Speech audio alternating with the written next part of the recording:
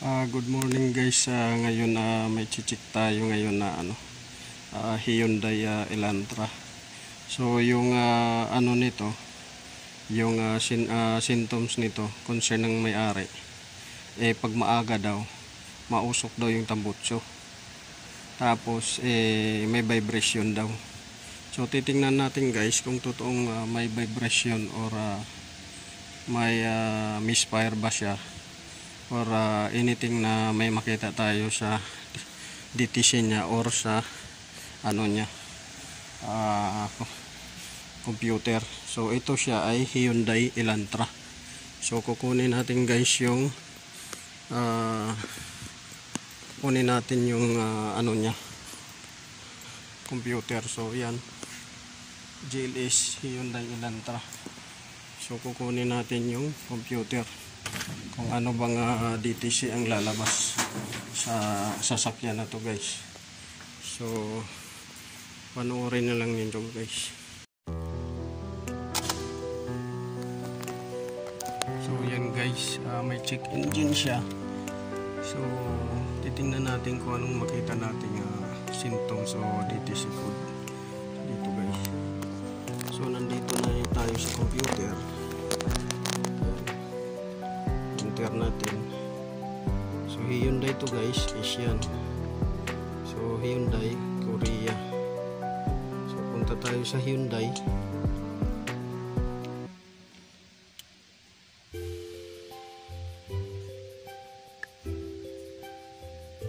So 16 pin.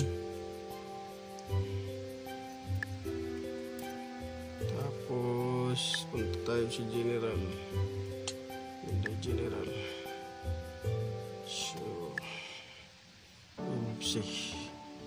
Accent Elantra. Hanapin natin yung Elantra RD. So 2013 model.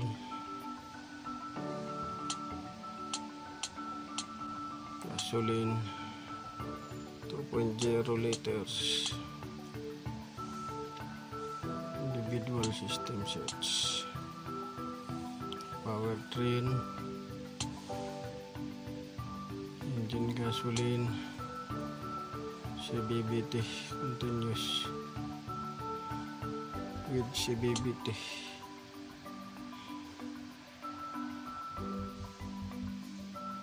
Okay, general engine.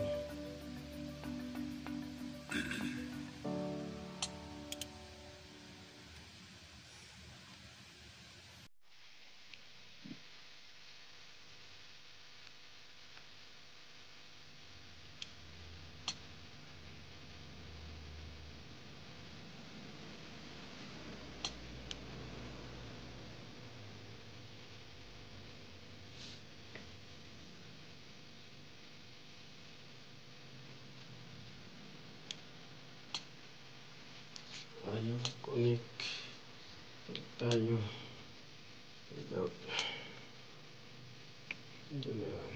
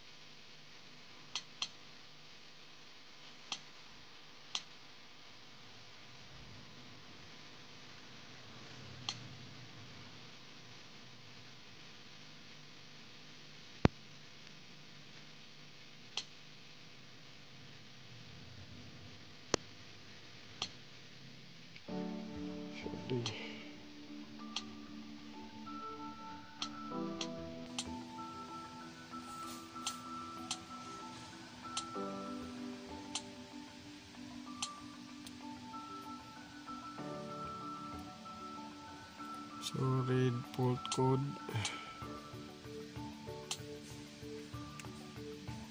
So walang code guys. Exit.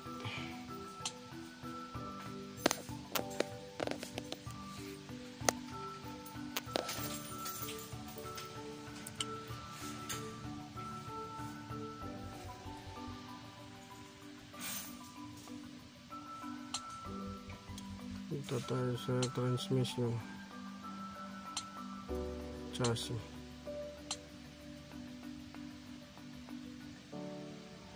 Electronic power steering is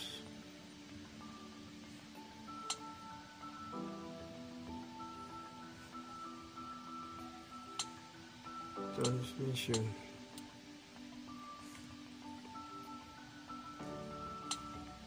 Red book code. So walang DTC. Balik tayo sa check natin sa body. Possible na DTC. So may APS. So hindi tayo makapasok din.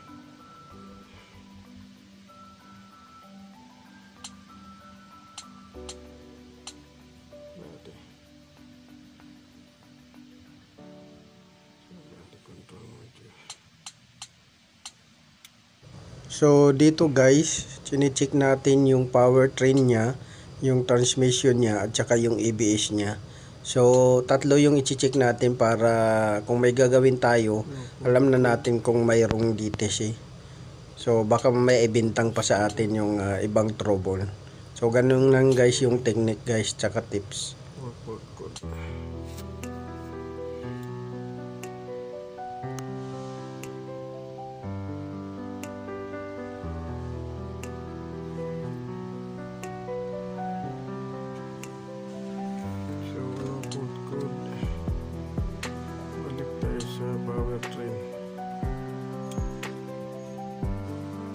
Check natin data stream.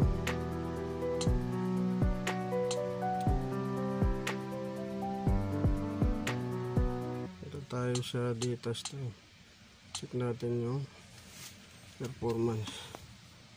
So dyan guys, makikita ninyo wala siyang DTC, wala rin siyang check engine, transmission at saka makina at saka ABS. So wala na siyang DTC, wala rin siyang check engine. Pero guys, may misfire, may rough idle at saka hesitation siya guys.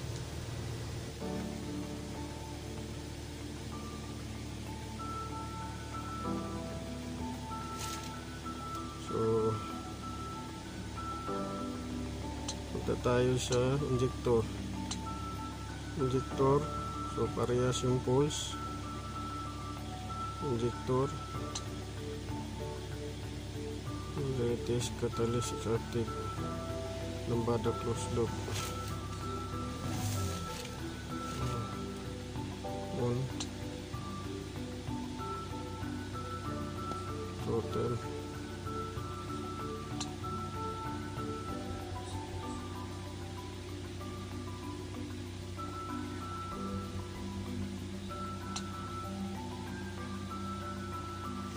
ignition output,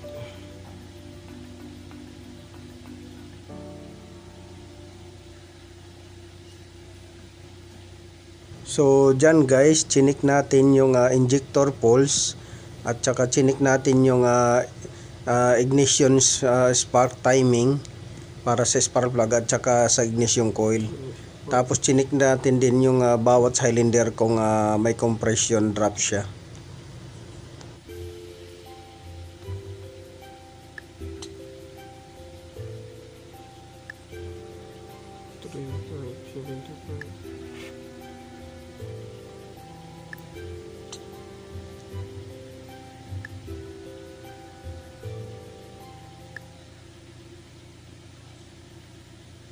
So cylinder number 3, ignition value low, 456. Ignition cylinder number 3, low value. Engine operating ideal. So ito tayo sa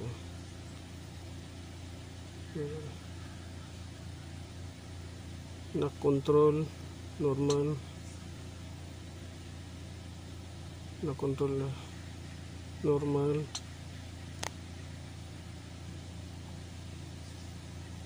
total angle normal, voltage normal,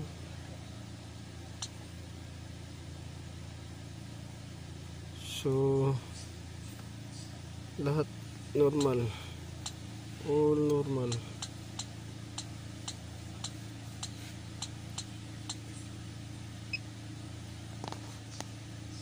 Check natin yung exhaust. So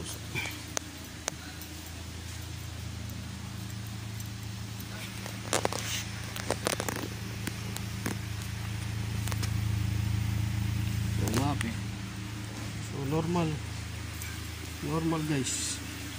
So malamang ano to, tune up lang to guys, madumi.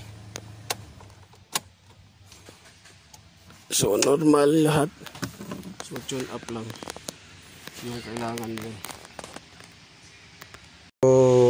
So guys, sa initial findings ko, kasi ginawa ko, nag-physical check muna ako bago ako mag-request sa may-ari na tune up, or baka mamaya may something na makita ako. So ito guys yung nakita ko, ignition na number 4 cylinder, yan may jump spark na siya. So tumawid na yung current niya dun sa gilid ng insulator rubber, pati yung number 2 cylinder, yan. So yan yung initial findings ko na nakita na nag-jump spark na siya. So kaya pala pagka tumatakbo yung sasakyan, nanginginig yung makina. So at saka nagra-rough idle siya pagka naka-stationary yung sasakyan. So yun lang guys yung nakita ko. So re-request ko rin yan na palitan, kasi diyan yung dahilan ng rough idle, hesitation, at saka engine vibration. So nakikita guys natin yung dahilan ng ano. So yan, chinik ko rin yung spark plug. So okay naman yung sunog, pero ni-request ko pa rin guys na ano, palitan, kasi malapit na rin yung service schedule interval niya.